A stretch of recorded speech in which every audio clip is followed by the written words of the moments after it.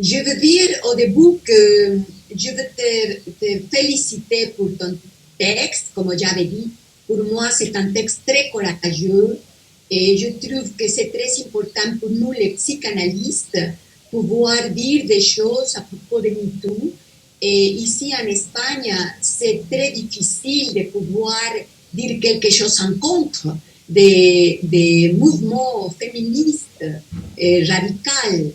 Je trouve que pouvoir dire, par exemple, tout cela que tu as dit à propos de MeToo, c'est une question très importante pour nous parce que vraiment, il n'y a pas une question d'amour, il y a une question de, comme tu avais dit, de châtrer l'autre, châtrer les partenaires. Je trouve qu'il y a aussi une idéalisation et une demande à le grand autre. Tu avais dit très bien toute la question de l'hystérique à propos de Cadora, où il y a la question du problème de la femme. C'est Dora qui va se questionner sur la femme à propos de Madame K et pouvoir dire qu'est-ce que c'est une femme. Et il y a la question de châtrer Monsieur K. Parce que l'importance vraiment c'est la question sur la féminité. Je trouve à propos de Incel, j'ai trouvé très important de mettre ce texte ici en sexualité parce que mon analysante avait venu en me disant qu'il a cette sexe, cette position sexuelle. Pour lui, c'est une position sexuelle de s'étiqueter à lui-même comme un incel. Mais puis, quand il a commencé à comprendre qu'est-ce que c'est incel, parce que tout au début, c'était uniquement les mots involontaire, célibataire. Il avait toute la problématique de n'avoir pu avoir des rapports sexuels avec des femmes. Il est hétérosexuel, il dit qu'il est hétérosexuel, mais les femmes ne sont intéressées à lui.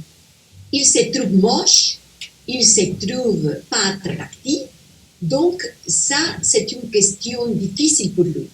C'est avec ça qu'on a commencé à interroger dans l'analyse toute la question de la beauté, toute la question du pouvoir et de l'attraction et de la séduction. Petit à petit, on a pu regarder qu'il a un père très attractif, très séducteur, et je trouve qu'il y a une question de ne pouvoir pas supérer le père, mais ça c'est le cas particulier. Mais dans ton question, je trouve que c'est une question générale, comme le MeToo, les incels. Et je pense que dans la rébellion incel, il ne s'agit pas non plus de l'amour. Je trouve qu'il s'agit aussi d'une question de jouissance et il s'agit d'une question de ne pouvoir pas contrôler, maîtriser ces questions énigmatiques du féminin. Je ne sais pas si je réponds. Sí, merci. Merci. Ok. Le respondo a Natacha, ella me pregunta que ella quiere saber si el Me Too es lo mismo que yo estoy hablando en mi texto sobre incel. Ella piensa que en el Me Too no es una cuestión de amor, es una cuestión de lazo social en donde está la mediación del saber.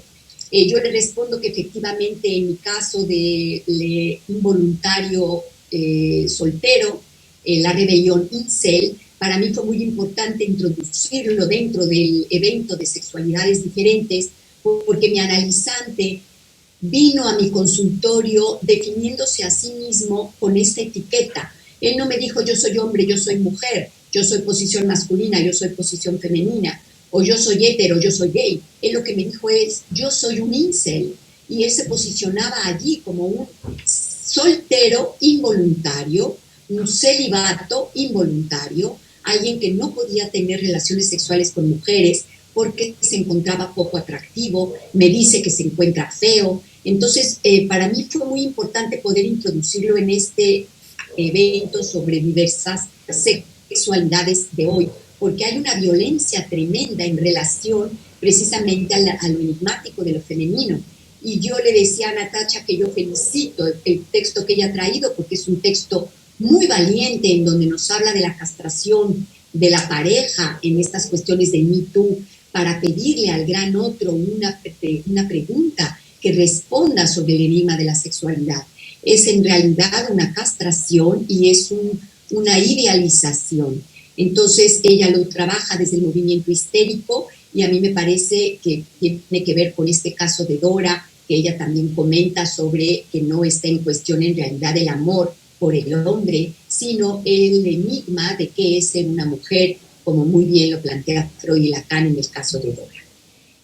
Vamos a pasar ahora a una pregunta que quería hacer Natacha para Claire. Tu as dit que tu vas demander quelque chose à Claire, Natacha, allez-y. Ah oui, merci. Alors, juste avant, je voulais quand même dire pour les femmes MeToo que je ne fais pas que les critiquer, c'est-à-dire, je trouve quand même qu'elles sortent du discours du maître ou du discours capitaliste, on va dire, pour faire une excursion dans le discours hystérique et quand même l'analyse a besoin du discours hystérique. Hein. D'ailleurs, l'analyse, on hystérise tout le monde. Donc, il y a quelque chose de leur plainte qui dit quelque chose de vrai. Il y a une vérité dans leur plainte. Et bon, alors, après, mais je voulais poser une question à Bettina et à Claire parce que j'ai été très intéressée par vos deux cas cliniques que je trouve passionnants, très, très, très riches. Et la question, enfin, j'ai eu une réaction comme ça un peu à chaud, c'est-à-dire que je trouve qu'il y a une symptomatologie spectaculaire avec le transsexualisme et qu'en même temps, il y a il me semble, derrière une question sur le désir d'où proviennent ces sujets, qui est très classique. C'est-à-dire ce jeune homme avec la photo de lui bébé dans les bras de son père, cette jeune fille qui interroge le cadeau que lui fait sa mère à son anniversaire avant son opération.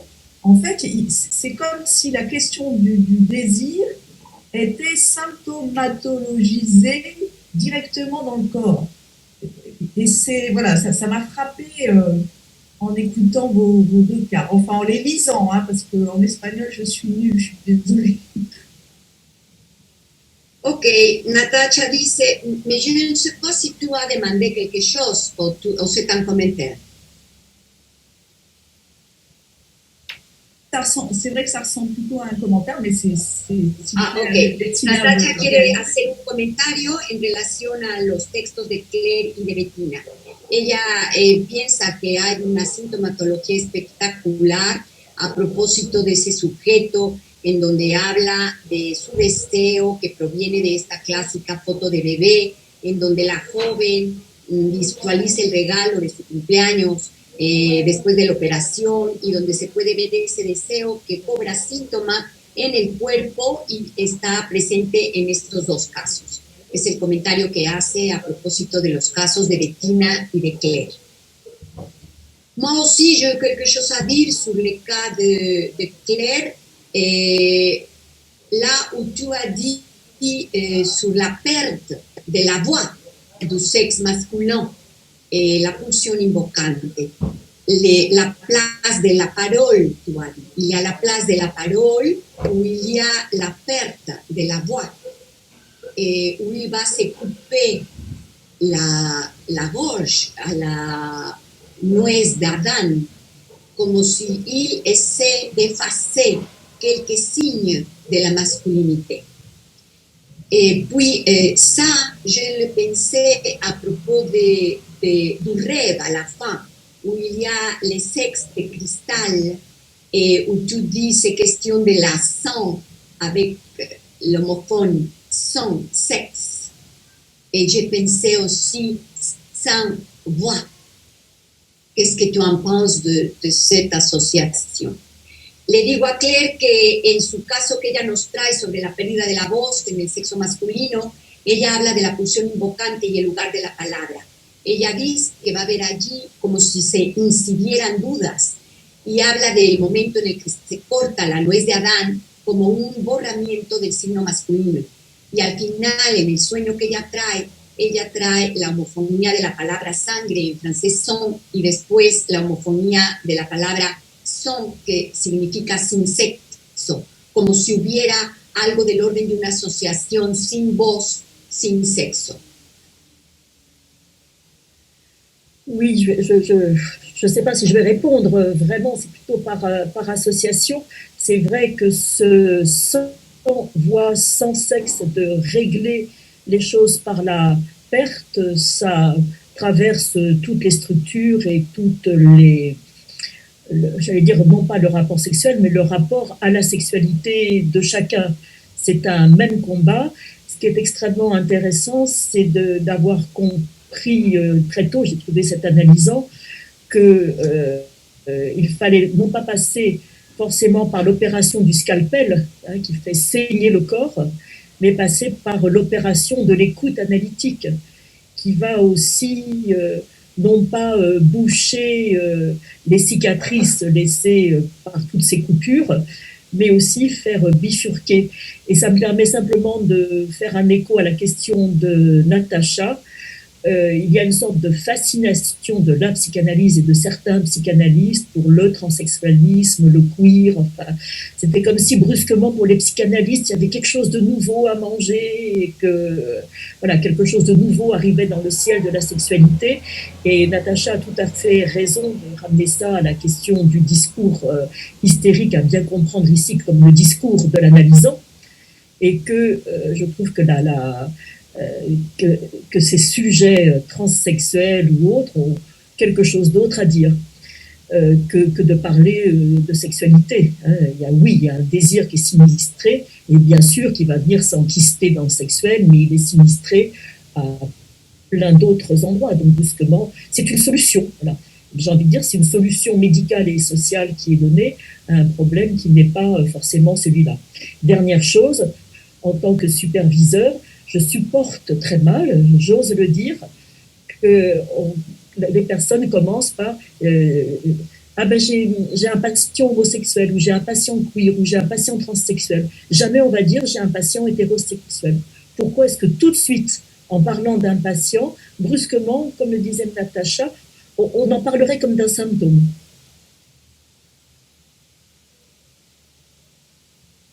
Je vois juste. Ok, lo voy a traducir.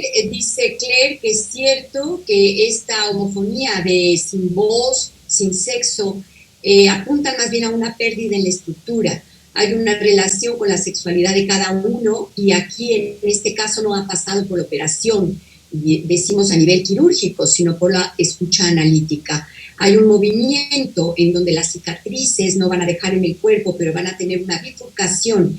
En ese sentido me hago eco con Natacha por la fascinación que actualmente tienen algunos psicoanalistas con lo transexual, la teoría queer, como si hubiera algo nuevo para que nosotros comiéramos, como si algo se abriera el cielo para poder observar estas diversidades de la sexualidad, cuando en realidad tienen que ver con un discurso, en ese sentido del discurso del psicoanálisis, que es el discurso de la histérica. El sujeto no tiene en realidad etiquetas, el deseo más bien estaría enquistado y no hay una solución médica ni una solución social. Cuando yo superviso casos, me viene muy mal cuando vienen y me dicen en un primer momento que me van a hablar de un paciente que es transexual o que es homosexual y empiezan a decirme que tiene esto o tiene aquello a nivel sexual, porque más bien estamos hablando de síntomas. J'ai une question aussi pour Emmanuel. Je trouvais les textes d'Emmanuel magnifiques. On avait cette question de la férocité qui pour nous a été une nouveauté pour beaucoup de collègues mexicains.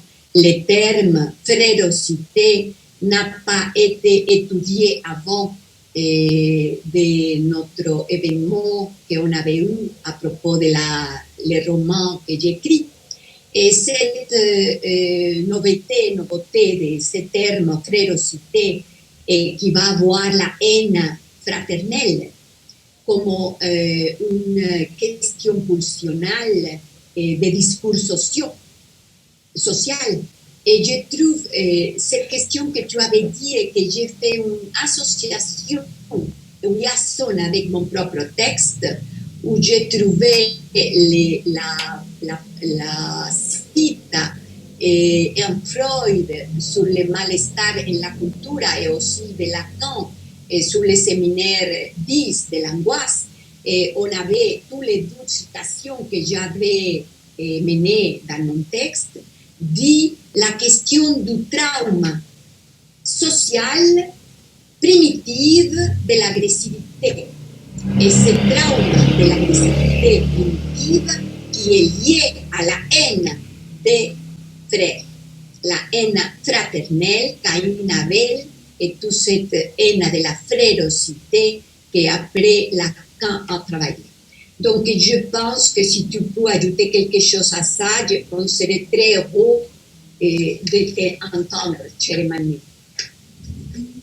Non, mais l'idée, au moins schématiquement parlant, c'est qu'on... Avant que tu parles, je vais planer la question. À la fin de ton texte, tu as dit les traumas de la vérité. Les traumas de la vérité, dans le parcours analytique, est toujours une vérité qui est du côté de la cruauté. Oui.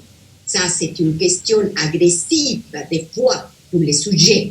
Donc, c'est ça que je pensais à propos de cette agressivité primitive. Oui, c'est-à-dire, c'est un peu d'un trauma à l'autre, mais quand même, c'est pour ça que je dis que le trauma, c'est un sommet, c'est-à-dire, il faut le monter. On vient tous d'un traumatisme, on dirait un traumatisme comme topos, d'une certaine manière.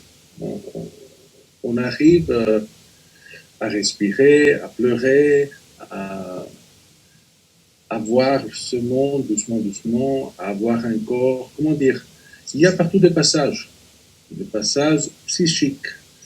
Et c'est dedans.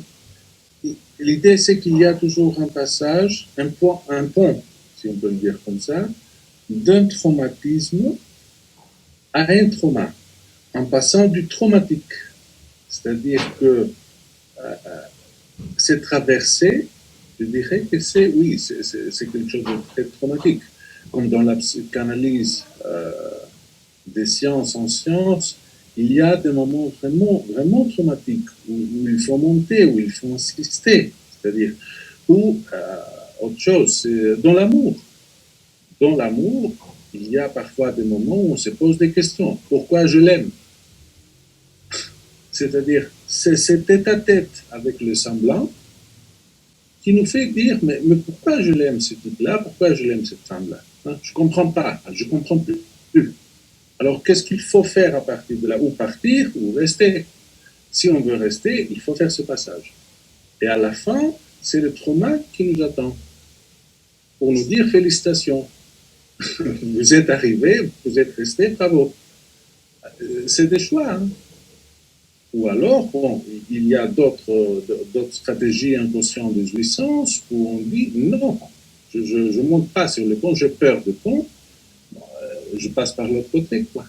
Et donc, je laisse, par exemple, ma psychanalyse, je quitte la psychanalyse, je quitte un rapport sexuel, je quitte mon amour et blablabla. Voilà. Donc, il faut toujours savoir bien se placer par rapport à un discours social qui jouit, c'est un discours capitaliste. Ça, on le sait depuis Platon, et même avant. Comment dire? C'est-à-dire qu'il cherchait toujours à trouver la démocratie parfaite. Et bien, il n'y a pas. À la fin, il a dit ça. Bon, il n'y a pas. Je suis désolé, mais j'ai essayé de tout penser, mais finalement, il n'y a pas. Donc, il n'y a pas de la démocratie parfaite et il n'y a pas de discours parfait. Mais ça n'empêche pas le discours social de faire semblant toujours que non, on va trouver, on va continuer, on va chercher. Hein? On va changer un peu les cartes, les papiers, et voilà, et vous allez voir, il y a toujours à jouir. Et donc le pauvre sujet, qu'est-ce qu'il fait? Lui, la seule chose qu'il veut, c'est d'aimer, vivre. respirer, des choses simples, je dirais. De savoir, voilà. Un peu plus compliqué, mais... Et qu'est-ce que le discours social lui dit? Ben non. On est désolé, là, on jouit. C'est presque comme si le sujet interrompt le discours social pour dire son petit mot. Je t'aime. Voilà. Ok, voy a traducir. Dice Emanuel que efectivamente el trauma tiene que ver con lo somático, el traumatismo en sí sería todo aquello que el sujeto tiene que hacer, como respirar, llorar, hay un pasaje psíquico y algo del orden del trauma. Esto tiene que atravesarse y sin embargo sigue insistiendo porque finalmente lo que el sujeto quiere es el amor, es una cuestión de buscar el amor, algo que hablamos como estar cerca, lo que decimos un tete-a-tete. ¿Por qué yo la amo? No lo comprendo, pero queda allí de todas maneras como un trauma en donde a veces existe siempre la posibilidad del discurso social que va a ir hacia los otros voces. Podemos, por ejemplo, citar a Platón. De alguna manera no existe una democracia perfecta, no hay democracia perfecta, pero sí hay un discurso que es social y que nos lleva a tratar de comprender lo que está en juego, que tiene que ver con el goce, también tiene que ver con el amar, con el vivir, con respirar, con cosas que yo diría que son simples. No obstante, tienen siempre que ver con el goce y habrá siempre una pequeña interrupción en esas pequeñas palabras del sujeto. Ok, on va continuer la table, on va donner la parole à Hélène Godefroy. Elle est psychanalyste à Paris et elle est membre d'honneur de l'ATE. Vamos a continuar nuestra mesa con Hélène Godefroy. Ella es psicoanalista en París y es miembro de honor de l'ATE. Adelante, Hélène, on est très content de t'entendre. Merci. Merci Christina, merci à vous tous et merci aussi pour ce débat que je trouve très intéressant. Je voulais juste rajouter ce petit point, c'est que moi je suis pour MeToo parce que il n'y a pas que le fantasme, il n'y a pas que le désir hystérique, il y a aussi la réalité des faits. Et ça c'est la vérité aussi et on a à le prendre en compte dans le cadre analytique. Voilà, je voulais seulement rajouter ça. Sinon, là, tout de suite, je vais vous parler du transgenre chez l'enfant, qui est aussi un grand débat actuel. Donc, la réapparition de la bisexualité psychique, développée par Freud, a fait flamber à côté du sexe organique la notion de genre. Et on doit ça aux femmes, d'avoir extrait justement le féminin de l'entrave masculine. Alors avant, le féminin était considéré comme accessoire, ça ne concernait que le corps des femmes, et les femmes étaient vues comme minoritaires, alors que les femmes représentent quand même plus de la moitié de l'humanité. Mais aujourd'hui, comme ce féminin n'est plus réprimé, il s'infiltre partout sur le terrain phallique et du coup imprègne l'identité sexuelle à des degrés multiples. Du coup, en opposition aux deux sexes fixes, l'identité sexuelle s'est laissée se démultiplier en une infinité de genres. La binarité des sexes, qui avant était la seule norme de l'identité sexuelle, s'est retrouvée en déconstruction. J'aime assez bien cette idée de Derrida. Ça s'est déconstruit par la voie du genre, et donc ce n'est pas l'organe qui s'est déconstruit. Je dis ça dans la perspective du transsexualisme. Pourtant, ces nuances de genre existaient déjà avant, psychiquement. Freud, pourtant lui-même pris dans une culture très patriarcale, bien avant nous, prenait déjà en compte le psychique, comme on le sait. Non seulement sur l'identité sexuelle, il évite de se laisser influencer par le discours culturel, mais sans cesse, il confrontera aussi ses propres contradictions, soucieux de toujours tenir compte du désir inconscient. Alors, justement, pour lui, le genre n'existe pas avant la puberté. L'enfant ne sait même pas ce qu'est un rapport sexuel. Cette notion n'a de sens qu'à la fin de la période de latence, et durant toute la période prégénitale, il n'y a pas d'opposition masculin-féminin. En revanche, comme on le sait, il y a des tendances actives et passives qui façonnent qui construisent la bisexualité psychique. Tout dépend comment l'enfant appréhende sa pulsion, soit en position de satisfaction active, soit en position de satisfaction passive. Même si Freud n'emploie pas le concept de genre, à l'époque ça n'existait pas, pour définir les sexes, pour lui l'identité sexuelle est une identité qui se construit. Et ça tout au long de l'enfance. L'enfant, l'évolution prégénitale est donc transgenre et ne coïncide pas avec l'identité masculin-féminin de la puberté. Cette évolution est extrêmement mouvante et nuançable et prépare les paramètres de l'identité sexuelle future, c'est-à-dire quand le sexuel deviendra possible. Alors c'est primordial d'être à l'écoute de tout ce travail psychique qui s'opère chez l'enfant, entre ses tendances actives et ses tendances passives. Comme on le sait, on ne naît pas femme, on le devient. C'est pareil, on ne naît pas homme, on le devient. Alors pourquoi c'est fondamental de repérer que le genre n'a pas un sens identitaire dans l'enfance? Parce que c'est grâce à ça qu'on peut éviter certaines dérives et surtout des dérives du côté médical. Un phénomène inquiétant c'est apparu et qui s'en prend au corps de l'enfant. Je connais le cas d'une fillette, une fillette de 8 ans qui désirait fortement être un garçon pour avoir un pénis comme lui. Du coup, la mère qui rêvait d'avoir un garçon, s'est tout de suite montrée consentante, alors que le père trouvait cette demande très suspecte. Alors, la mère accompagne l'enfant, sa fille, dans un grand hôpital parisien, je peux même le nommer, c'est Robert Debré. On lui prescrit un traitement qui bloque ses hormones de croissance. Ça lui permet de prendre le temps jusqu'à sa puberté, c'est sûr, de réfléchir au genre, qu'elle souhaiterait avoir, et donc à son choix d'organes. Et ça bloque sa puberté quand même, ses hormones. Donc une transition génitale est envisagée et même programmée pour ses 18 ans. Alors ma question à moi, c'est comment les parents peuvent accepter une telle manipulation hormonale chez leur fille de 8 ans en pleine croissance. D'autant que face à cette demande, on a une médecine qui aujourd'hui se veut la secouriste des mondes des temps modernes. Alors, pour défier les limites de la nature, elle s'ingénue, la médecine, à répondre à la frustration en disant que le corps, ce n'est qu'une tuyauterie à réparer ou à transformer.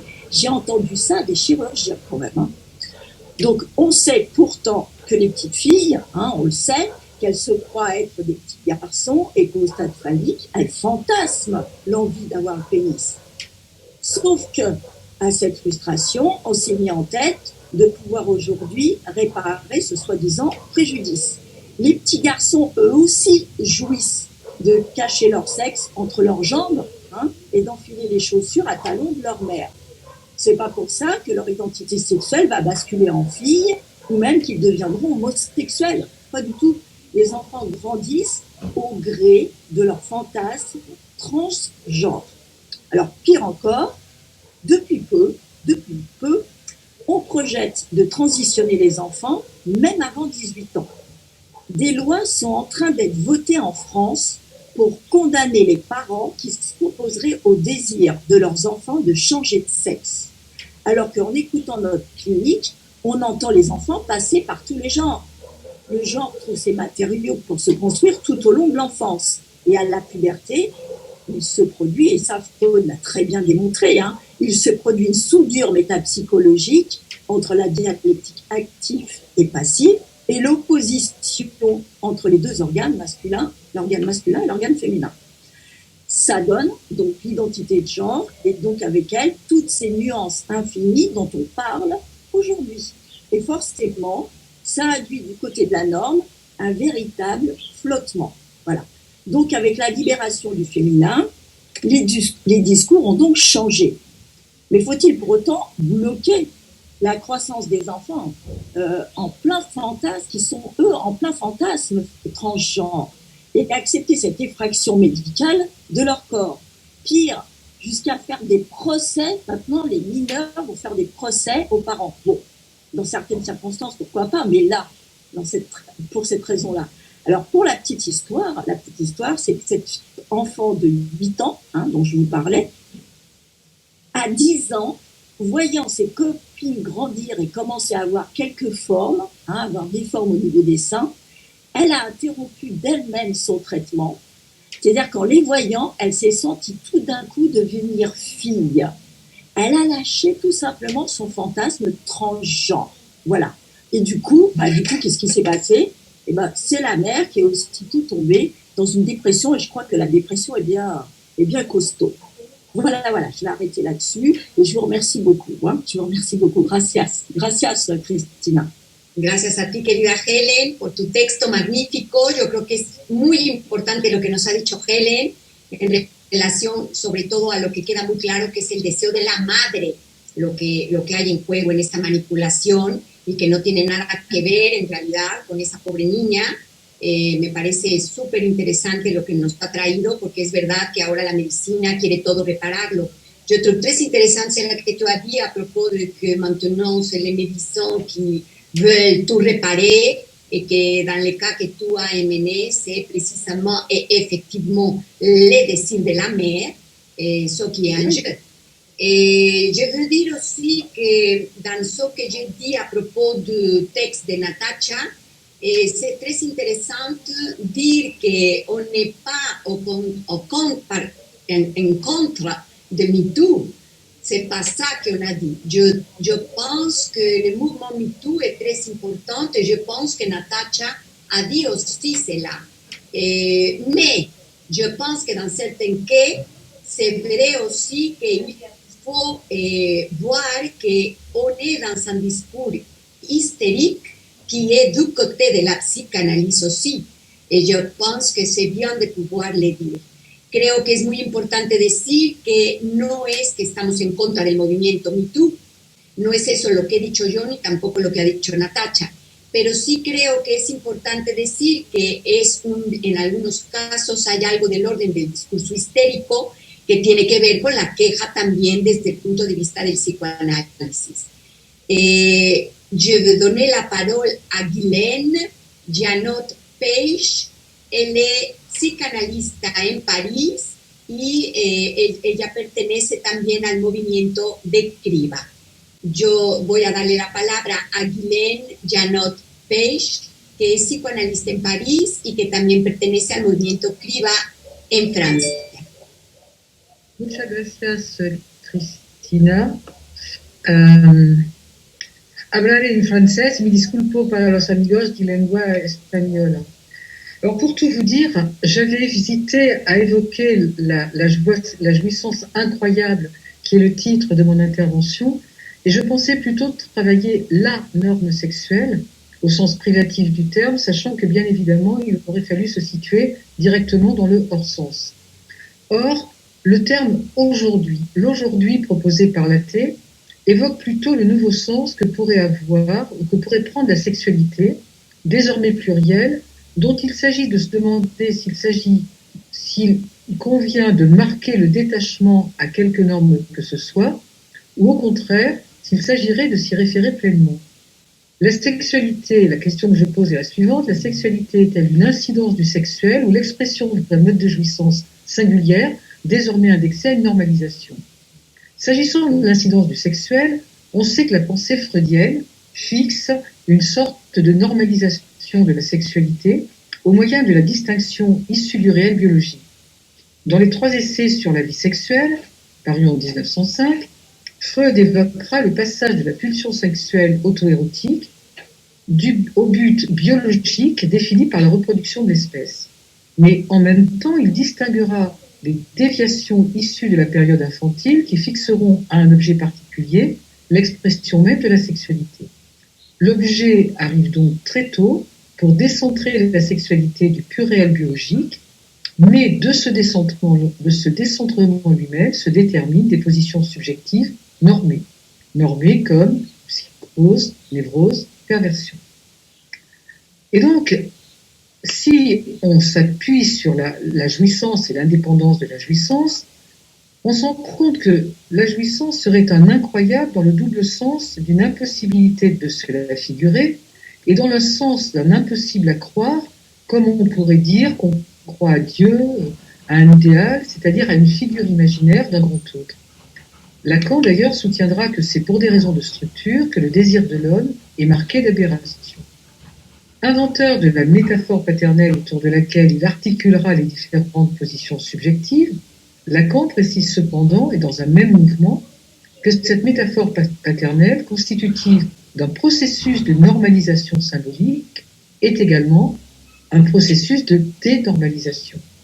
En effet, l'ordre symbolique ne peut tout recouvrir, il y a un reste dont Freud lui-même aura reconnu l'insistance puisqu'il avouera que la sexualité devait porter la trace de quelques fêlures peu naturelles. C'est dans ce sens qu'il ne saurait y avoir de sexualité que plurielle, car elles engagent le fantasme du sujet qui met en scène à la fois son identification et son objet. Or, de ce singulier qui, par hypothèse, échappe à la norme, s'élabore un authentique droit à la sexualité au moyen de la reconnaissance juridique d'un droit à jouir de son corps comme de celui de l'autre. Ce processus, qui s'est élaboré progressivement en Europe, sous l'égide de la Cour européenne des droits de l'homme, récupère par le biais de la nomination juridique tous les singuliers pour en constituer une nouvelle norme éclatée en autant de nominations distinctes dont le terme LGBT+, en est l'un des termes, en est d'une manifestation. S'agit-il aujourd'hui alors, par ces nouvelles sexualités, d'une tentative de faire se rejoindre sexualité et identité ou d'en révéler la peau? Nous savons que la psychanalyse ne connaît pas l'identité mais l'identification. Ce n'est donc pas dans ce sens précis que nous situerons le propos, mais plus exactement dans l'identité au sens de l'identique du même. L'enseignement de Lacan nous apprend la disjonction nécessaire pour qu'il existe un sujet. Il nous montre que même si le sujet a opéré la traversée de son fantasme, même si le symptôme semble dissous, il existe une impossibilité de l'identité de soi à soi, ce qui se manifeste du point de vue de la jouissance, mais aussi une supposée substantialité sexuelle définie au terme d'une mise en perspective de cette même jouissance autoréférée. Ainsi, par la nomination de nouvelles formes d'inscription sexuelle, l'identification à une forme de jouissance pourrait ne plus être seulement la manifestation du sujet en tant que sujet barré, mais pourrait valoir identité sexuelle au sens où le symbolique, c'est-à-dire le social, viendrait en recouvrir l'expression. Sauf que ça conduit à une impasse, car la nomination des genres ne suffit évidemment pas à boucher le trou de l'inexistence du rapport sexuel. Si on exclut donc une telle modification structurelle du sujet, qui reste toujours sujet de son inconscient, il apparaît quand même que dans les différentes sexualités aujourd'hui, celles-ci sont révélatrices de nouvelles normes s'imposant au sujet enfermé dans la nomination de l'ordre social. Les revendications acceptées des expressions sexuelles, au demeurant fort peu nouvelles, quand on parle des nouvelles sexualités aujourd'hui, elles ne sont pas du tout nouvelles, mais au nom d'un droit à la différence, ne sont que l'envers d'un ordre de plus en plus contraignant qui oblige les sujets à répondre à une non-normalisation, au final tout autant normalisante. Le social récupère les modes de jouissance pour les aliéner au discours capitaliste qui ne retient des individus que leur capacité à consommer, voire à se prendre eux-mêmes comme objet de consommation. Ça pourrait être d'ailleurs un angle de réflexion des modifications de genre. Sauf qu'il faut entendre que sous les sigles LGBT notamment, ces lettres qui désignent des pratiques singulières, cela autoriserait le fantasme d'une puissance sur le corps, puissance rendue nécessaire peut-être en ces temps matriciels où le discours sur la mère nature laisse le sujet face à la crainte de sa propre disparition. Les demandes d'union homosexuelle, par exemple, les modes juridiques de reconnaissance des transsexuels, du rejet de la bipolarité homme-femme dans la manière dont l'individu est dit par la société, ne serait peut-être qu'une des formes de demande à un père reconnaissant par la nomination un effort d'autodétermination, donc de séparation de la nature en tant que terrible, en tant que potentiellement destructrice, demande d'individus prêts à se constituer en foule au titre d'une revendication collective et d'un idéal commun. Le sexuel comme croyance, cette fois-ci comme incroyable dans l'origine latine de in, c'est-à-dire dans le dedans d'un éprouvé supposé nomade, mais aussi comme incroyable dans cet effort désespéré d'être reconnu comme un parmi les autres, ce qui correspond à la demande d'un grand autre qui tiendrait suffisamment pour permettre l'expression d'une singularité. Je vous remercie. Muchísimas gracias a ti, querida Ghislaine. Vamos a darle ahora la palabra a Charles Meneron. Él es psicoanalista en París y pertenece al grupo de Claire Encriva en París. Adelante, querido Charles. Oui. Est-ce que c'est possible de mettre mon texte à l'écran? Bon, ça n'a pas du tout. Oui, alors, ça s'appelle À l'Ouest. Y a-t-il du nouveau? Alors, je tiens Apagar el micrófono de Ghislaine, por favor, porque está encendido. Oui. Je tiens à remercier tout particulièrement Claire Chili pour son invitation et aussi pour son soutien indéfectible depuis de nombreuses années. En fait, ayant un patient ou plutôt se disant transsexuel, elle m'a proposé d'intervenir autour du thème présent, Differentes Sexualidades Hoy, qui n'a pas le même accent, en fait, si on le traduit en français par différentes sexualités ou sexualités différentes. La première traduction mettant l'accent sur la pluralité et la seconde sur le caractère autre avec un grand A. Le préfixe trans signifiant au-delà, donc une traversée. Ce n'est d'ailleurs pas par hasard si une personne dite transsexuelle tronque le sexuel pour ne se dire plus que trans. Quelques mots d'abord sur mon titre qui paraphrase le livre d'Éric Maria, À l'Ouest, rien de nouveau, de 1929.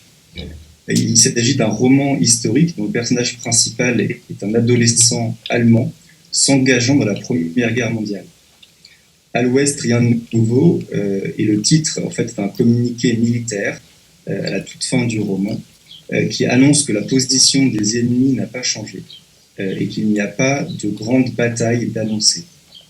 Notons que la Première Guerre mondiale est aussi appelée guerre de tranchées. Et la tranchée est précisément une forme de coupure.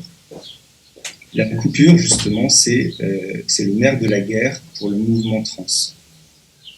Le patient en question, dont je vous parlerai après, me parlera à maintes reprises d'un auteur philosophe, homme trans, qui s'appelle Paul B. Preciado, et qui fit notamment scandale lors d'une conférence de l'école de la cause freudienne en 2019. Il se présente comme le mutant d'une humanité binaire et du patriarcat qu'il qualifie d'hétérocolonialisme. La psychanalyse serait en quelque sorte complice de cet hétérocolonialisme en ce qu'elle promeut la différence sexuelle.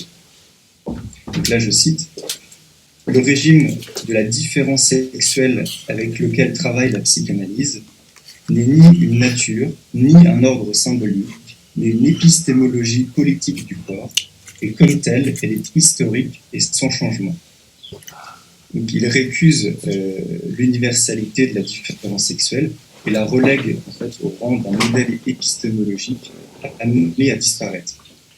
Donc il ne veut pas se ranger sous l'universel.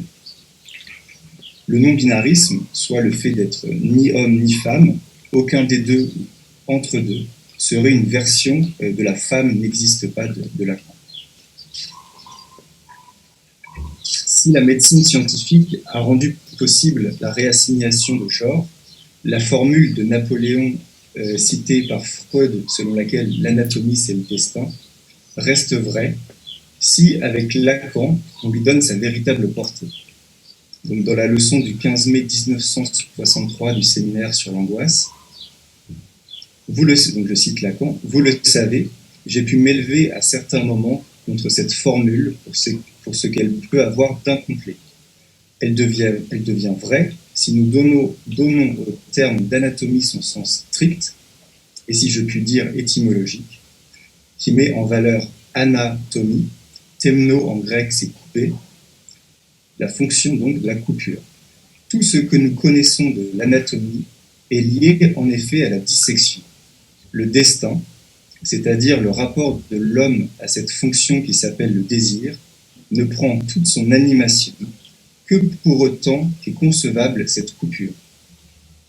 Autrement dit, c'est la boussole phallique qui permet de s'orienter dans la question du sexe. Ce détour, afin de vous faire prendre la température du discours dans lequel baigne le patient dont je vais vous parler. Il s'agit d'un jeune homme mince, androgyne, d'environ 25 ans, au caractère timide, pudique et délicat. Il est à noter qu'il a pris des hormones œstrogènes pendant de nombreuses années, mais s'est arrêté quand des seins commencèrent à lui pousser. Il porte du maquillage, est toujours vêtu de noir et arbore un sac à main de femme qu'il garde en général sur ses genoux pendant la durée des séances. La seule pointe de couleur pouvant être ses cheveux noirs, qu'il atteint à différents moments en rouge et en bleu. Pour ce patient australien, s'expatrier a toujours été un rêve, une solution inconsciente pour vivre son homosexualité sans culpabilité. Pour reprendre l'expression de Paul-Laurent Assoun, le pays étranger étant précisément là où la loi du père ne s'applique pas. Le motif de consultation n'est pas sa transsexualité, bien au contraire, il arbore son identité trans, tel son sac à main, comme on dit arborer un drapeau, au sens de l'élever, le dresser. Ce patient est venu me consulter car il était en proie à un état dépressif qui mettait au compte du mal du pays. Il a en effet quitté les siens pour vivre une histoire d'amour avec un homme rencontré sur Internet et avec qui il avait d'abord entretenu une relation virtuelle. La distance lui avait permis de vivre sa sexualité fantasmatiquement, mais leur réunion, puis leur union par le mariage, semble l'avoir davantage empêché dans sa jouissance, au point qu'il regrette sa jouissance virtuelle. Je fus d'abord assez décontenancé par ce patient se proclamant non-binaire et qui aurait dépassé la dualité homme-femme et la dualité actif-passif.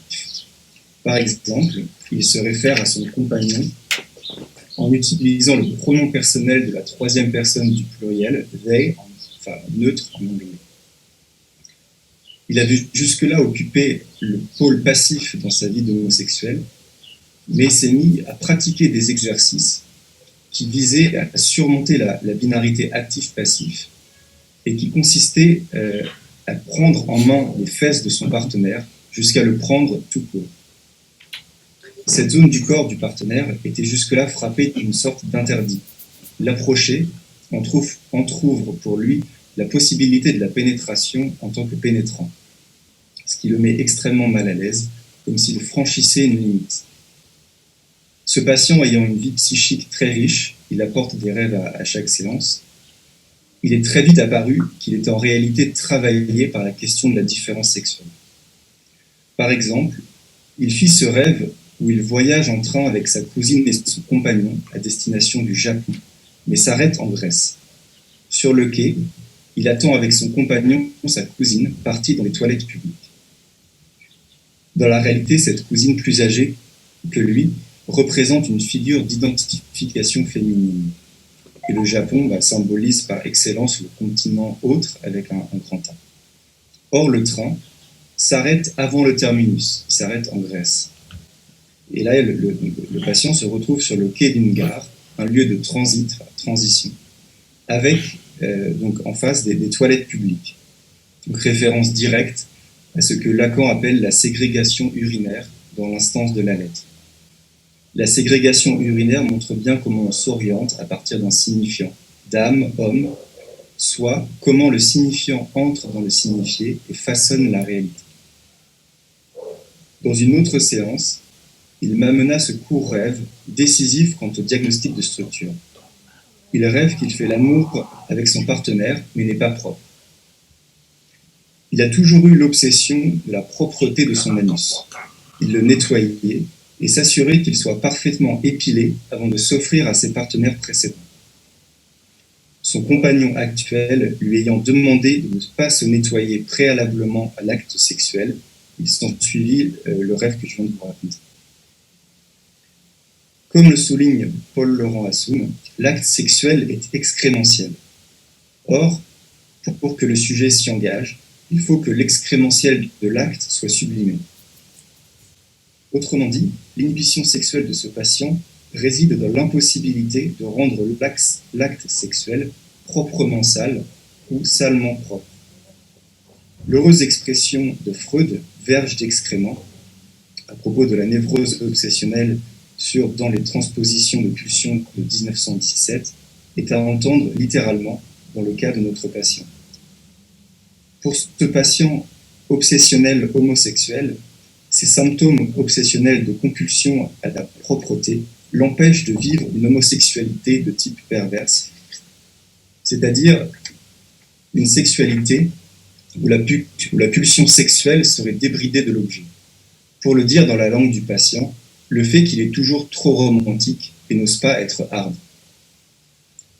Notons également chez ce patient obsessionnel de famille protestante la formation d'un surmoi précoce à la base de son rapport coupable à la masturbation. Le patient se souvient qu'un jour, alors qu'il n'était qu'enfant, son père vint le trouver, la queue entre les jambes si l'on peut dire, pour lui confesser qu'il se masturbait devant des films pornographiques. Sa femme l'ayant surpris, il avait dû s'excuser auprès de tous ses enfants et leur expliquer que c'était mal. En conclusion, on est tenté de conclure à partir de ce cas unique qu'à l'Ouest, rien de nouveau. Ce patient n'étant qu'un névrosé obsessionnel homosexuel déguisé en transe. Ce qu'il y a de nouveau est cette nouvelle figure du malaise de la culture. Je vous remercie. Gracias a ti, querido Charles, por este texto magnífico que has traído. Y ahora sí vamos a pasar a los comentarios de la mesa. Creo que Claire Gilly tenía algo para decirnos. On va commencer avec les commentaires de la table. Je pense que c'est Claire qui avait quelque chose à dire. Allez-y, Claire. Oui, j'avais quelque chose à dire, mais tout de suite, je voulais vraiment féliciter Charles de ce premier texte dans un colloque que j'ai trouvé à la fois très courageux et avec un très bon équilibre entre les apports théoriques et la clinique. Juste avant, je voudrais revenir sur la question du genre évoquée par plusieurs d'entre nous. Guylaine, Hélène aussi ont fait allusion aux 3 essais. Et il y a quand même en français, très curieusement, un oubli, lorsque les 3 essais sont traduits, de traduire un terme de Freud qui parle de Geschlechtstrieb, c'est-à-dire pulsion de genre, littéralement. À un moment, Freud, dans les 3 essais, différencie Sexualstrieb, c'est-à-dire la pulsion sexuelle, et Geschlechtstrieb, la pulsion de genre. Il attribue la Sexualstrieb à l'adulte et Geschlechtstrieb à l'enfant. Pourquoi ? Parce que c'est au moment où il montre que les anciens privilégiaient la pulsion là où les modernes privilégient l'objet. Et pour lui, là où il en est de sa théorie, c'est pour dire que l'enfant n'ayant pas encore constitué l'objet de son désir ou l'objet de la sexualité, ce qui n'est pas la même chose pour moi, à partir du moment où il ne l'a pas constitué, il est, on va dire, encombré par sa pulsion, et donc une pulsion de genre qui voudrait dire indifférenciée. Donc dans ce texte revient très souvent Geschlechtstrieb, et dans nos traductions françaises, ce n'est pas souligné, on fait un amalgame, on parle de pulsion sexuelle pour les adultes comme pour les enfants.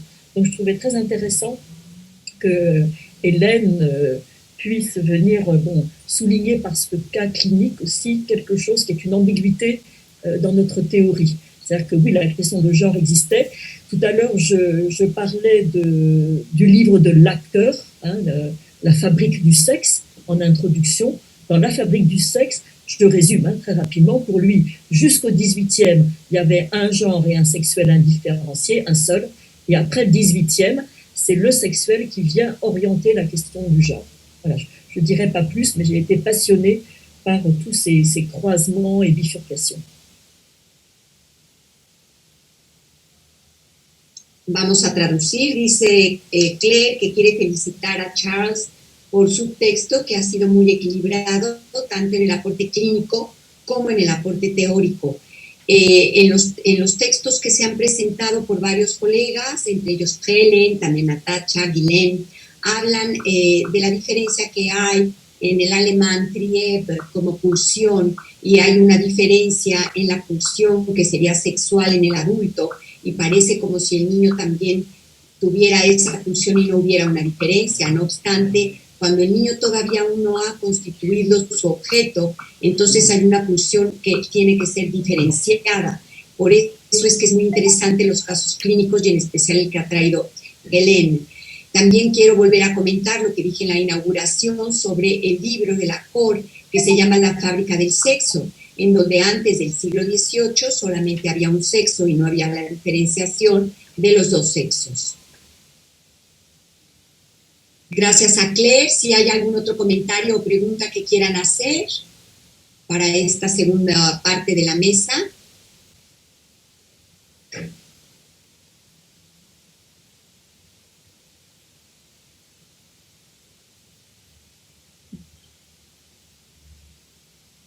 Yo, como decía en el texto de Hélène Godefroy, me parece muy interesante el hecho de que lo que vemos allí es el deseo de la madre, lo que está en juego, una manipulación tremenda y algo que tiene que ver pues con la problemática de la medicina actual que parece que quiere todo preparado. A mí me parece que es un texto muy interesante que nos pone en contacto con la problemática de un sujeto que en realidad todavía no está constituido. Je pense que le texte de Hélène Godefroy est vraiment magnifique à propos de cette question du désir de la mère qui est en jeu dans cette fille de 8 ans et surtout de mettre les points dans la question scientifique de quelqu'un collègue médecine, de médicos qui veulent tout réparer et qu'il faut respecter les discours du sujet et attendre à que le sujet puisse grandir.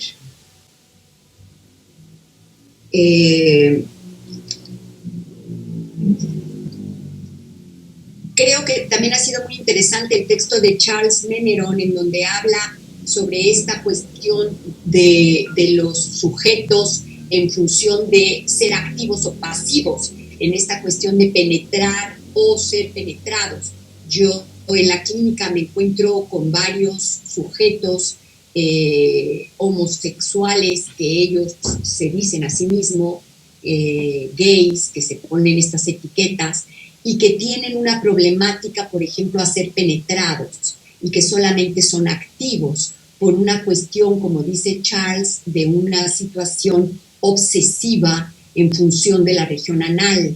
Y yo creo que esto que ha traído él es bastante esclarecedor en este punto. Je pense que le texte de Charles Meneron est très intéressant à propos de cela qu'il a dit sur la question de être pénétré ou être activement quelqu'un qui pénètre. Dans ma clinique, j'ai beaucoup d'analysantes qui viennent en disant qu'ils sont homosexuels, ils se mettent l'étiquette d'avant, moi je suis gay, mais je ne peux pas pénétrer parce que ce n'est pas propre. Et je trouve que le texte de Charles peut éclaircir cette question de la névrose obsessionnelle dans quelques personnes qui font rapport homosexuel. Mauricio Malisca, allez-y. Tu vas parler en espagnol ou en français? Maintenant. Okay, Après, okay. Oui. Okay. Après je peux parler en espagnol, mais d'abord en français. Oui. Bon, merci beaucoup à tous mes collègues pour ces magnifiques textes. Et je vais faire un commentaire pour tout ça. Il y a une tendance de savoir si les psychanalystes est pour ou contre la question de la transsexualité, de l'homosexualité et tout ça. Et donc, je pense que ça, c'est un problème parce qu'on ne peut pas on peut pas entrer dans cette tendance. Donc, je pense que notre position comme analyste, c'est justement d'écouter ce que le sujet est en train de dire, écouter la souffrance, écouter quelque chose de symptôme, de l'angoisse, de l'inhibition. Donc, mais je pense que toujours il y a une tendance dans les moyens sociaux, dans les autres acteurs de ces scènes qui demandent à l'analyste, vous êtes pour ou contre? Et donc, c'est difficile de maintenir une position de ni pour ni contre, mais une position d'écoute, une écoute éthique par rapport à la souffrance du sujet. Donc, c'est ça mon commentaire. Merci. Merci beaucoup, cher Mauricio. Moi aussi, je pense comme toi, c'est très important ce que tu as dit et je vais traduire maintenant, mais je vais ajouter quelque chose avant que j'oublie. Et je pense que c'est aussi très important pour les psychanalystes continuer à étudier les structures de perversion. Parce que dans l'actualité, il y a plein de personnes qui pensent qu'avoir la tendance de l'homosexualité, on ne peut pas étudier la perversion, comme si cela est une question mauvaise pour les homosexuels. Et je pense que la perversion, depuis la psychanalyse, est une structure où on va avoir un désir qui est de nous, on va avoir une autre façon, une autre version du père, du nom du père, et que c'est très important de continuer à étudier ça. Et ce n'est pas une chose mauvaise de dire qu'un homosexuel peut avoir une structure perverse. Et il peut avoir, mais il ne peut pas avoir. Oui, mais des fois, il peut l'avoir. Donc, on ne peut pas fermer les yeux. Il peut l'avoir. Et maintenant qu'on est dans la diversité, c'est pas mauvais. C'est comme ça, c'est une structure. C'est comme les structures hystériques, c'est comme les structures obsessionnelles. Et ce n'est pas mauvais, c'est comme ça. Et il y a des homosexuels qui sont des pervers.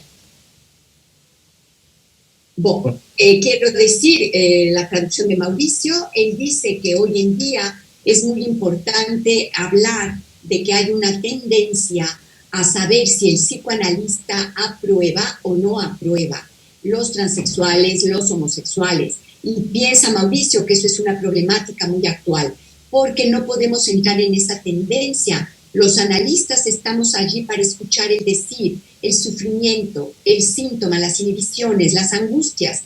Es una tendencia en el medio social querernos poner en ese lugar como si fuéramos actores de las escenas en donde están pidiendo si el psicoanalista está en pro o está en contra.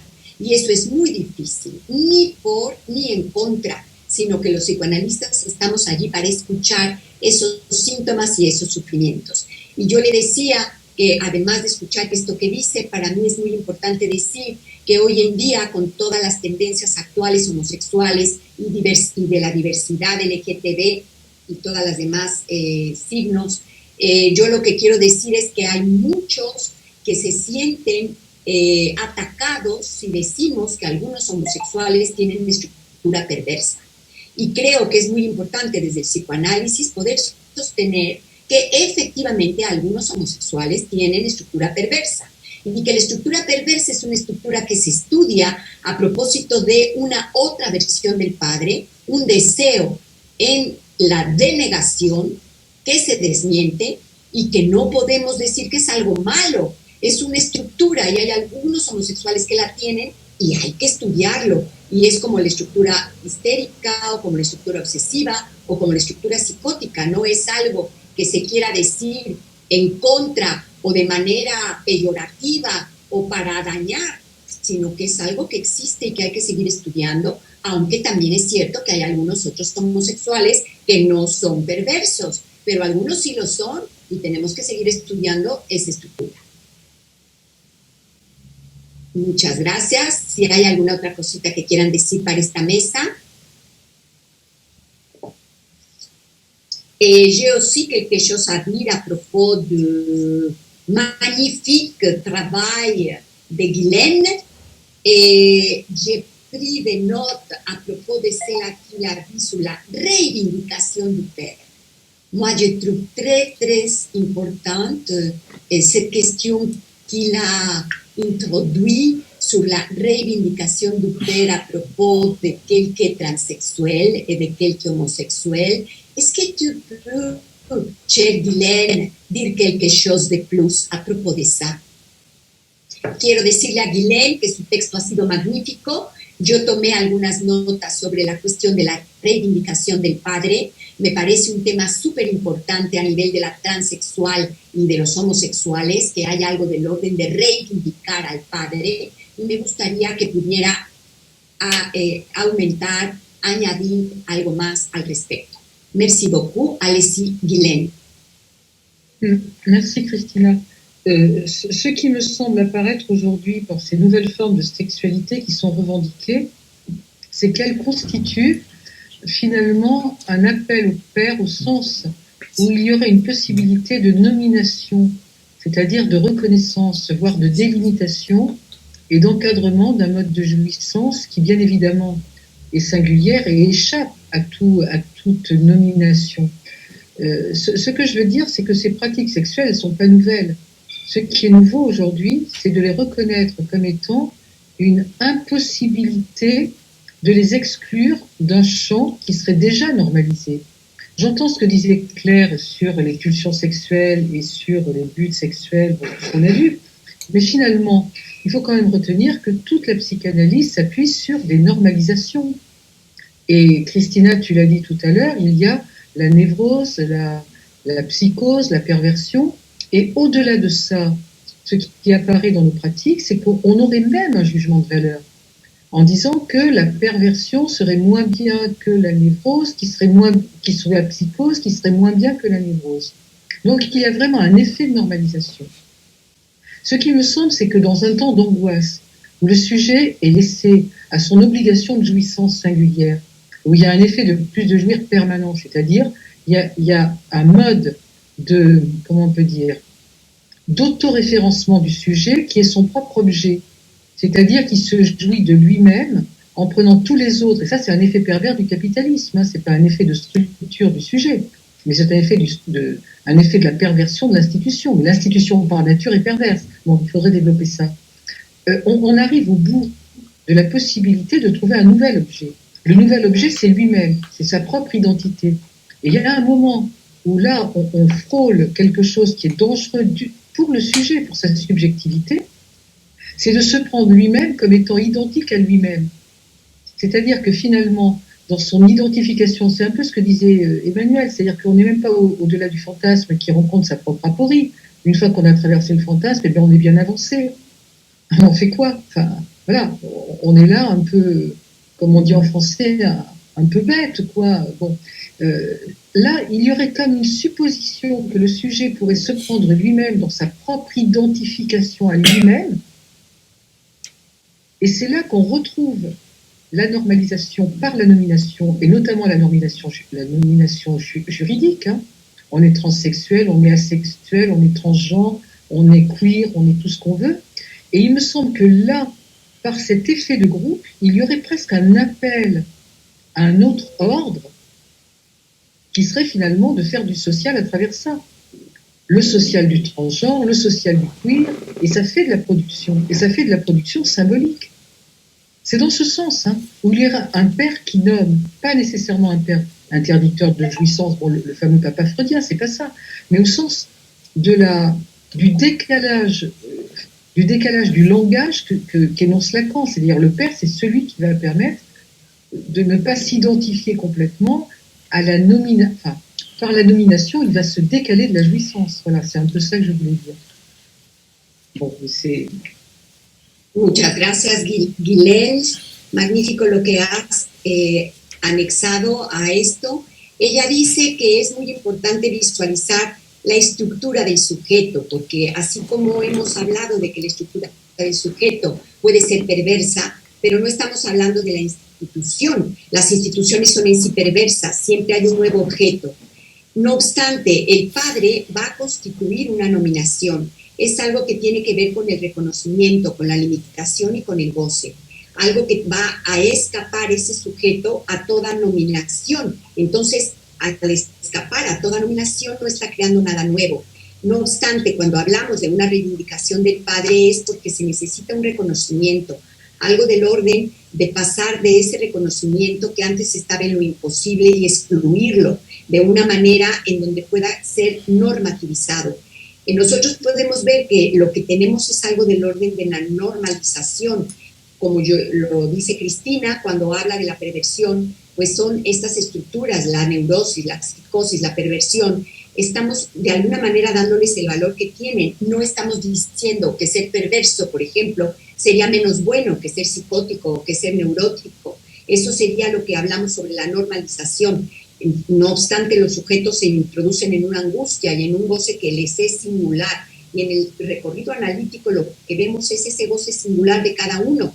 Es un modo de autorreferencia del propio objeto del sujeto. Por eso decimos que la estructura del sujeto puede ser perversa, pero no a nivel de las instituciones, porque eso yo lo he trabajado. Tiene que ver con la institución que es perversa y lo he escrito en algún otro lugar, sino que trata de algo que tiene que ver con un nuevo objeto, un objeto nuevo en movimiento, algo que tiene que ver con la subjetividad, en donde el sujeto se va a tomar idéntico a sí mismo, como lo decía Emmanuel, algo de atravesar el fantasma para poder avanzar. Entonces estamos allí en esa suposición idéntica a sí mismo, en un reencuentro de una nominación que no necesariamente tiene que ser jurídica, sino que es un grupo al que se le llama de otro orden, algo del orden que tiene que ver con lo social y que a través de eso se va a producir algo nuevo, una nueva subjetividad en donde el lenguaje va a ir poco a poco desfigurándose, va a ir poco a poco desescalándose para permitir una nueva identificación a una nueva nominación. Muchas gracias, Chair Gillen. ¿Habrá algún otro comentario que quieran hacer?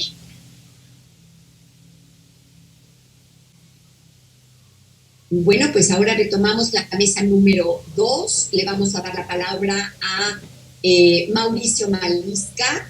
Mauricio Malisca es vicepresidente de CRIBA y él es representante del ATE en Brasil, es miembro de honor en Brasil, pertenece a varias asociaciones, psicoanalista en Brasil, y esperamos podernos ver pronto y conocernos en persona. Yo le doy la palabra con mucho gusto a Mauricio, que me ha pedido que en esta ocasión no pongamos texto en la pantalla.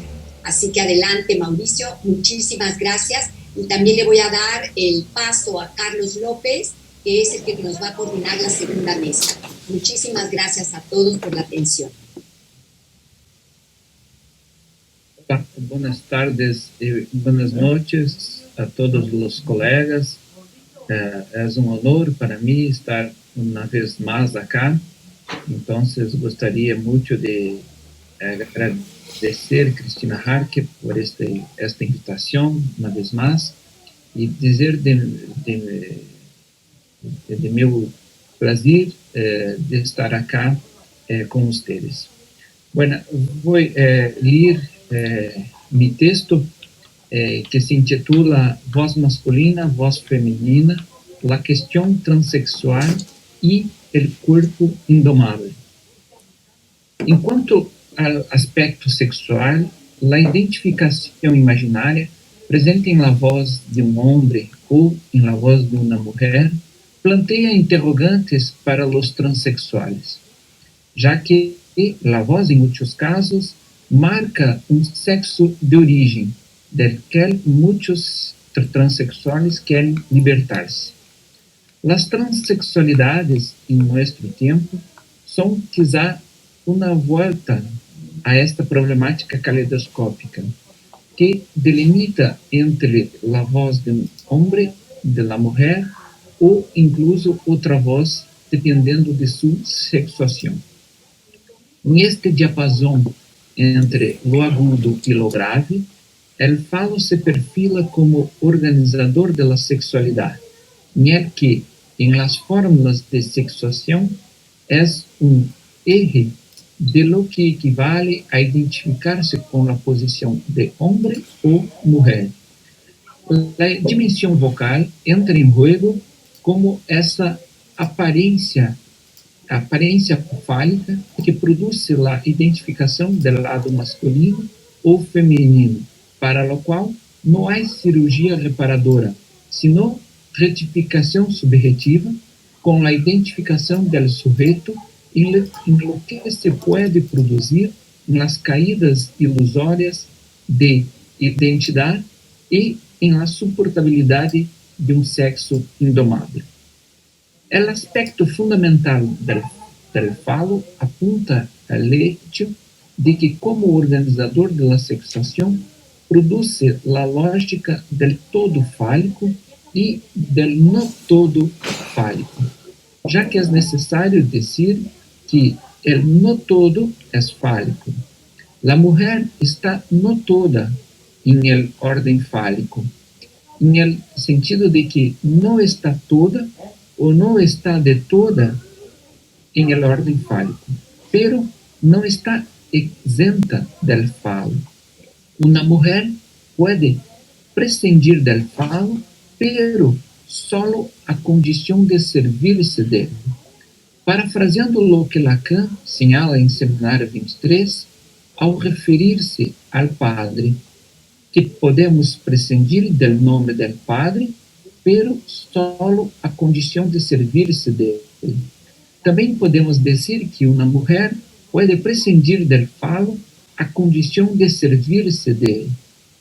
O gozo feminino não está desabonado del falo. El no todo é fálico, é dizer, está de alguma maneira em la lógica fálica.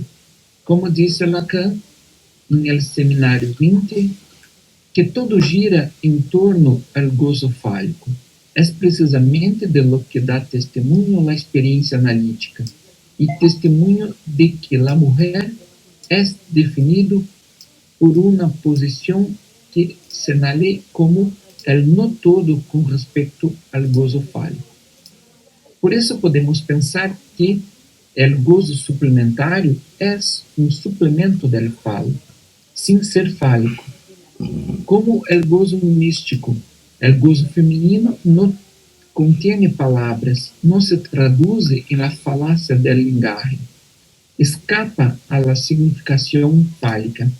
Sin embargo, vale a pena enfatizar novamente, este no todo fálico não está exento de falo. O imaginário da voz sonora contribui a esta constituição subjetiva por parte do significante, já que ajuda a situar o sujeito em relação com a sexualidade. Claire Geli, nossa colega Claire Geli, que está aqui, em seu texto Novas Vozes, Transsexualismo, Transvocalismo e Transfiguração, nos mostrou os problemas relacionados com a voz na transexualidade, já que a cirurgia de câmbio de sexo não dá conta da operação sobre este registro vocal que inscreve em el corpo a pertenência a um certo sexo. As transexualidades representam este conflito de não só habitar um corpo com el que não se identificam, sino também de ser reconhecidas em la voz de um sexo com el que tampouco se identificam. O procedimento quirúrgico não opera sobre a voz, nem como significante, nem como este real corpóreo. O tema da voz para alguns transexuais se converte em um ponto importante, já que em nossa clínica pudimos presenciar o relato de alguns transexuais que se sentiram aliviados ao dar-se conta de que já não são reconhecidos visualmente em el corpo anterior, sino que se identificam em seu sexo original através da voz de alguma maneira, denunciou este origem sexual abandonado. O cambio em el campo vocal não se realiza sem certo esforço em la reeducação gramatical de la conjugação de gênero e também la estética em el timbre de la voz. O que se converte em desafio, já que a voz não se domestica facilmente, se mostra, em geral, como corpo indomável. Pero, que conleva este cambio? Em estes casos, parece que o transexual se atasca em lo que não tem e busca ser reconhecido donde não lo tiene. A associação já conhecida e, em certa medida, aceptada entre psicoses e transexualidade não se sostém, pois nossa experiência clínica pode atestiguar que existem transexuais psicóticos, neuróticos e perversos, por lo que a transexualidade não seria exclusiva da estrutura psicótica. Também podemos articular que o psicótico quer cambiar o mundo, em lo que Freud señalou que em las psicoses há conflito entre o eu e o mundo externo, e não entre o eu e o ello, como em la neurosis. Em este conflito entre o eu e o mundo, o psicótico perde a realidade ao forcluir a castração e delira sua própria realidade, segundo seu fantasma. Em los transexuais, ao menos em los casos que seguimos, parece que o vetor clínico não seria este, já que estes transexuais não se interessam por el mundo e não buscam cambiá-lo, senão cambiar algo em si mesmos, em seus corpos, não rehacer a realidade externa, senão suas realidades sexuais, buscando uma conformidade entre o corpo e a identificação sexual. Esta conformidade parece interessante e paradójica, porque em el texto inaugural de Simone de Beauvoir, El segundo sexo, o autor afirma a famosa frase: "No se nace mujer, se llega a serlo". Assim mesmo, os estudos de gênero tradicionalmente argumentam que o gênero é uma categoria social não subordinada ao corpo biológico e anatômico, senão constituída por e em las relações del sujeito.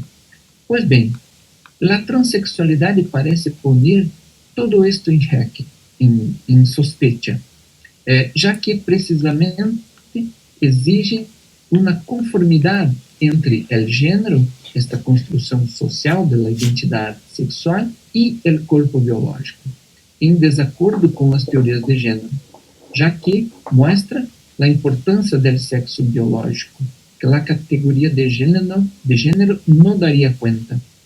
É como se o transexual lhe dijera a Simone de Beauvoir: ok, não se nasce mulher, se llega a serlo, pero para isso necessito como condição corpo feminino, necessito senos, necessito uma vagina, necessito uma voz feminina. É dizer, este convertir-se em mulher não se pode fazer sem o aporte concreto, material, substancial do corpo. Não estou abogando aqui por os aspectos biológicos, senão simplesmente recordando o que disse Freud sobre as consequências psíquicas das diferenças anatômicas entre os sexos. A transexualidade, quizá, põe em jogo uma paradoxa similar a la del castrado em las óperas, já que desde o ponto de vista vocal não se tratava de homem, uma mulher ou niño. El castrado representou durante décadas o canto das alturas da voz angelical, imutável, eterna, fiel, de glorificação e perenidade. A voz humana, a diferença da voz angelical que representam esses cantantes, es obsoleta, se transforma, se pierde, se desvanece con cada respiración. La voz del castrado despierta algo infantil sin serlo niño, conduce a una eterna sexualidad, a un goce casi ilimitado, ya que intenta ir más allá de los límites del cuerpo y del tiempo, en la medida que no sofre los efectos del sexo y del tiempo. A lo largo de su existencia, el cantante castrado mantiene una especie de desexualización vocal, algo que se encuentra en la frontera entre el ángel y la bestia. Una voz que se puede gozar, ya que disfruta de los límites del sexo y la ley. Sin sexo, sin ley, goce absoluto. El sujeto transexual, en cambio, parece desbordar toda esta ilusión, porque allí se manifiesta muy claramente el aspecto sexual. La voz está marcada por el sexo, una voz que no puede ser en absoluto repudiada, reprimida, excluida, borrada o anulada. Hay una voz real que persiste más allá de las terapias ortopédicas y disciplinares que intentan domesticar este cuerpo oral. Hay un real indomable que insiste como marca de y en el cuerpo. ¿Qué hacerlo al respecto? Aconsejaron al sujeto transexual que se resigne a esta condición, promover la ilusión de que esta ortopedia del timbre vocal es posible, o podría uno llevarlo a una transformación subjetiva a partir de su propia voz. En otras palabras, desde su voz actual,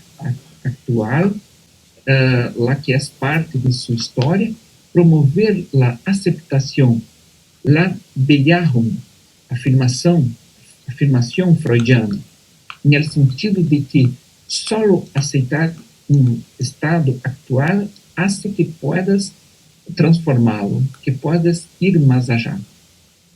En este sentido, no será por el borrado de la voz, por su forclusión o cualquier otra forma de no quiero saber, que habrá un cambio subjetivo.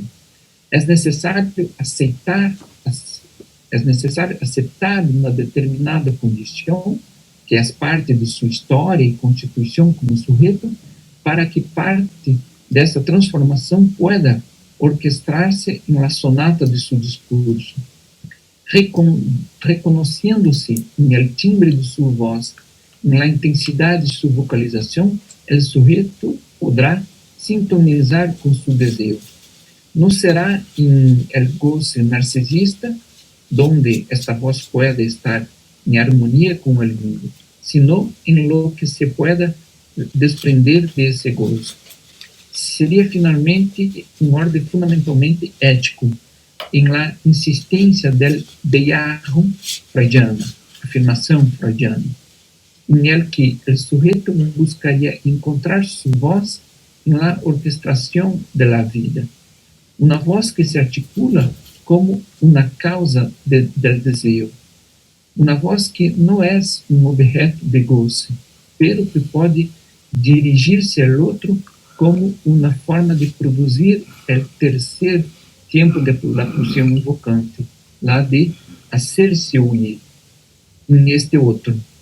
A partir de la falta, él puede producir el deseo que se dirige al gran otro, este representante de lo simbólico, frente al cual el sujeto transexual puede reconocerse en lo que es y no en lo que no tiene.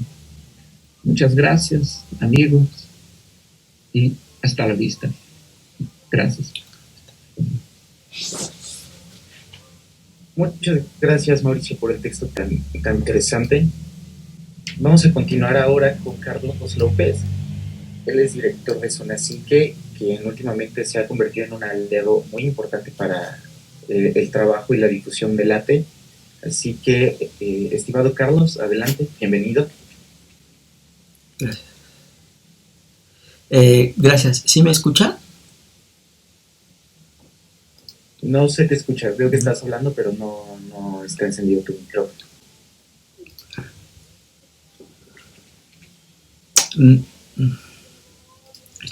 ¿Sí me escuchan? Sí. Listo, ya te escuchamos. Muchas gracias, Sebastián. Bueno, yo escribí un texto para esta ocasión. Agradezco mucho la oportunidad a la doctora Cristina Hark. Y bueno, mi texto comienza así: neosexualidades y psicoanálisis. Entre el hombre y el amor está la mujer. Entre el hombre y la mujer hay un mundo. Entre el hombre y el mundo hay un muro. Jacques Lacan. El psicoanálisis debe ser muy sensible a los cambios generacionales, al paso del tiempo, a entender que el mundo cambia sus percepciones y, en concreto, también al vivir su sexualidad. Hace tiempo, los cánones acerca del proceder sexual eran, aparte de estrictos, muy cerrados, destacando que aún más para la mujer, pues en ella se observaba la moral y la parte social estrechas. Hoy sexualmente se considera que somos más libres, que las ataduras son esencialmente ideológicas, teóricas o de prejuicio.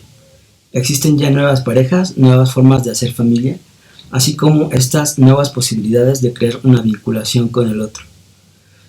De entrada, pues, para Freud podemos decir que la elección de objeto no es una expresión patológica. También cabe destacar que dentro del psicoanálisis, Joyce McDougall propone un neologismo que es la neosexualidades en 1982. Esta elección está sostenida en que estos pacientes han reinventado la sexualidad humana en sus aspectos genitales y heterosexuales. Se mantiene dentro de una postura neocleniana y ligado a la neosexualidad, así como la decisión del yo, entendida como la separación mental de objetos en sus aspectos bueno y malo, y la renegación como un mecanismo de defensa. El psicoanalista Stubrick excluye la homosexualidad y se restringe a la definición de los comportamientos que para obtener una gratificación sexual requieren de actividades fijas, repetitivas y obligatorias, a la manera de un manejo como objeto fetiche, sea este real o fantaseado. Entendiendo entonces también que el objeto fetiche actuaría siempre como el organizador psíquico de una neosexualidad. Todo esto nos lleva a preguntarnos por qué etiquetar a la sexualidad hacia un polo, es decir, por qué definirse si eres heterosexual o homosexual, entendiendo también erróneamente en muchas personas a la bisexualidad dentro del plano homosexual. Dentro de ¿dónde queda en todas estas cuestiones el ser? ¿Dónde queda lo que está más allá de lo sexual y que se imprime en una relación humana? Dijésemos que la visualización más allá de lo puramente sexual en una relación con otra persona, donde se ha elegido compartir esa intimidad entramada en lo sexual, pero no como un centro de la relación, sino como un complemento. La idealización de compartir momentos, experiencias en común, con diferencias y similitudes. Para Freud, en 3 ensayos sobre la teoría sexual existe la homosexualidad latente y la homosexualidad franca o manifiesta. Podemos entender de esta forma que el atractivo coexiste más allá del sexo, entendiéndose como un atributo a la personalidad, a encontrar algo que se ha perdido. En el sujeto, de cierta forma, cree que algo en el mundo le ha hecho justicia, que alguien le comprende, que él es esencial para su vida y para establecer planes, sueños y deseos. El mismo Freud experimentó algo de esto con la transferencia hacia Fries, su médico de confianza, como en un principio más allá de la admiración, de la amistad que sentía. En las generaciones actuales es de profunda importancia la cultura de la imagen, de la apariencia y de la estética, dijéramos esencialmente de lo narcisista. Cabe decir que también son herederos del consumismo y de la inmediatez de la satisfacción. En esencia, las marcas y productos promueven esta diferenciación irreal de lo que es personalizado y autentificado para un nicho especial. Voy a hacer una pequeña cita de Fernando Pessoa, que dice así: siempre me ha preocupado en esas horas casuales de desprendimiento en que tomamos conciencia de nosotros mismos como individuos que somos otros para los otros. Imaginarme la figura que haré físicamente y moralmente para aquellos que me contemplan. y me hablan todos los días de manera accidental. Estamos todos acostumbrados a considerar primordialmente realidades mentales y a considerar a los otros como directamente realidades físicas. Vagamente nos consideramos como personas físicas destinadas a una mirada ajena. Vagamente consideramos a los otros como realidades mentales, pero solo en el amor o en los conflictos tomamos verdadera conciencia de lo que somos o de lo que los otros tienen, sobre todo alma, como nosotros tenemos para nosotros mismos. Cierro cita. Hoy en día existen muchos prejuicios y resistencias inconscientes en la aceptación de una sexualidad más abierta, más apegada a la época posmoderna. México ha heredado patrones de conducta originados por eventos de nuestro pasado histórico, como la Revolución Mexicana o la imposición de definirse como un mexicano en este estereotipo de macho, de viril y que no decae en lo femenino, que también puede enfrentar lo que sea a pecho abierto. En algunos mexicanos la feminidad está observada como una debilidad que no puede arraigarse en él, en las características de no mostrar sus sentimientos, por ser cosa de mujeres. Tal vez sea este el porqué el canto quejoso e insolente y doliente del mariachi, donde imprime una íntima queja al mismo tiempo de que es su agrado que le escuchen. Manifiesta una doble tesitura en un espacio donde puede lamentarse sin ser débil. También esta puede ser una razón de la cual el hombre no acude a psicoterapia en forma constante en este país. El psicoanálisis expone sin juzgar los actos, las palabras, el discurso. Es nuestra opción reivindicar el aprendizaje a través de la conciencia. Gracias.